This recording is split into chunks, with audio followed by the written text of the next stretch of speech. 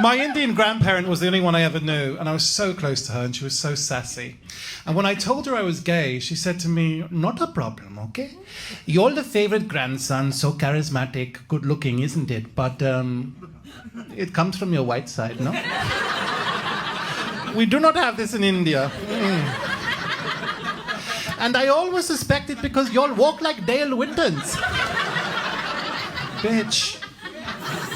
I wanted the winter to take her, honestly. I was like, come on, Nan, let's wear that hair and go for a walk. Come on. Come on, pop it. But I can imagine there was probably a moment where Jesus was about 16, 17. He goes up to Mary and Joseph and he says the thing that they've been afraid you might say his whole life. Whatever happened to the gold and the frankincense and the myrrh? And they're like, You know, the gold and the frankincense and myrrh that the wise men gave me. Like, I'm the ultimate trust fund baby. I'm going to have to be a carpenter's son for the rest of my life. And they're like, how does he even remember that? Okay, let's now. Okay, just say something, Joseph. Say something. Okay, myrrh. That sounds like a made-up thing, Jesus. And Jesus is like, okay, this is how it's gonna go down. I want my fucking gold, and my franken-fucking-cents, and my myrrh. Right, myrrh-franken-fucking now. Virgin better have my money! Do you prefer water without ice or with ice? With ice.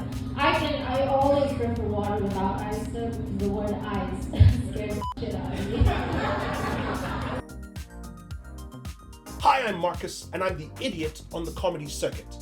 I've asked a group of comedians some questions on how to start and succeed in the world of stand-up comedy. Subscribe to this channel to see what their answers were, as well as to chart my progress on stage, be it crushing or crashing.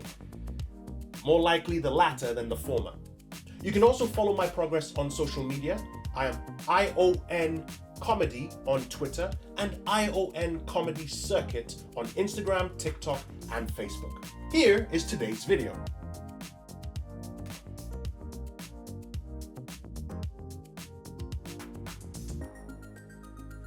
I turned a significant age, which I legally can't say, and I just thought the time is now, kind of to get the dream out into the light. You know, when you've had something in your mind for a long time, a lot of people had said it to me, and I'm not really kind of nervous of anything. Like, I think nothing of getting up and knocking out an Irish ballad in front of 200 people, but the thought of doing stand-up did scare me, and I quite liked that and thought, oh, I should maybe try this then if it does. And it just felt like the right kind of time. Oh, it's a standard question, but I don't think anyone has a standard answer. Loads of reasons, really. Always been interested in it. Always found myself funny when drunk, but apparently that's not a qualification. COVID, for a lot of people, I'm sure is the same. Found that that's a bit of a reassessment of what do I actually want to do with my life. COVID also meant that there were courses that usually would be delivered in person that were being delivered online, which is not necessarily the best way to learn stand-up. But for me, the idea of getting up in front of strangers and trying to make them laugh, that was too big a gap for me. So doing a course on Zoom was a better fit to bridge that. Probably the show Marvelous Mrs. Maisel had more of an effect than it should have done, given that it's fictional, and in her first appearance she gets a manager and an agent. That's not true, but yeah, it was probably a bit of oh yeah, you can do it. It's not just you get plucked from obscurity and you're amazing from the beginning. You can learn how to do this.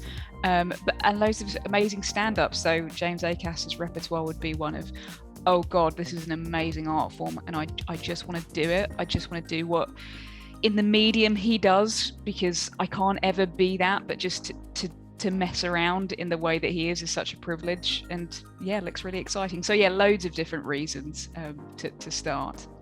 I went through this horrible breakup in when I was about 28, and I fell into a really horrible depression. Which had been kind of building for years, you know what I mean? It's just kind of like, I think the clues have been there for years that I was depressive. And the struggle to kind of come back out of that, going on antidepressants, doing counseling, all this kind of stuff, led to this kind of new moment in my life where I decided to just do things that I wanted. Like I started doing swing dancing, you know, Lindy Hop, and I decided to start drawing a comic book, and I decided to go to an open mic and do stand-up. And I went, and the first like 5 gigs, maybe even 10 gigs I did, were at a place called the Lion's Den on Shaftesbury Avenue, which I don't know if it still runs, but you have to pay to perform. It's a pay for play. So it's like, I didn't even know where to go. And I literally paid for the privilege of doing stand-up to like mostly just the other comedians for the first couple of times. But I went up and I half died, half killed, which is a perfect ratio for a first time, because it means you walk away with a feeling like you can do it, but also your ego doesn't get too big. If you're a comedian, you've done like 10 gigs and you smash them all, like you will eat dick the second that you invite your girlfriend or your mum or anyone. The next person who got, like you say to someone, hey, I'm doing great, you got to come to a gig. That's when you're gonna absolutely like choke on it. And so I did that, and a couple of my friends came and they laughed, and I just started writing material. I think I spent like a year before that just haunting the back of comedy rooms. You know, like I went to Shoreditch and I went to Comedy Cafe, I think it was called at the time, and I would just sit at the back and with like by myself. Like I didn't go with anyone. I kind of did it secretly. Like I went every Wednesday and watched from the back of a comedy gig, talking to no one, being too shy to talk to anyone, you know, and having drinks and then thinking about it. And then writing material in a little notebook.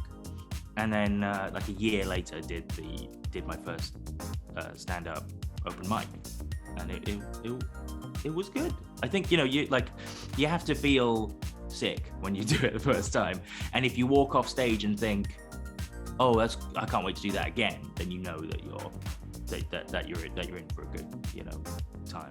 And that was today's video. Don't forget to click subscribe and hit the notification bell to be prompted when a new video comes out.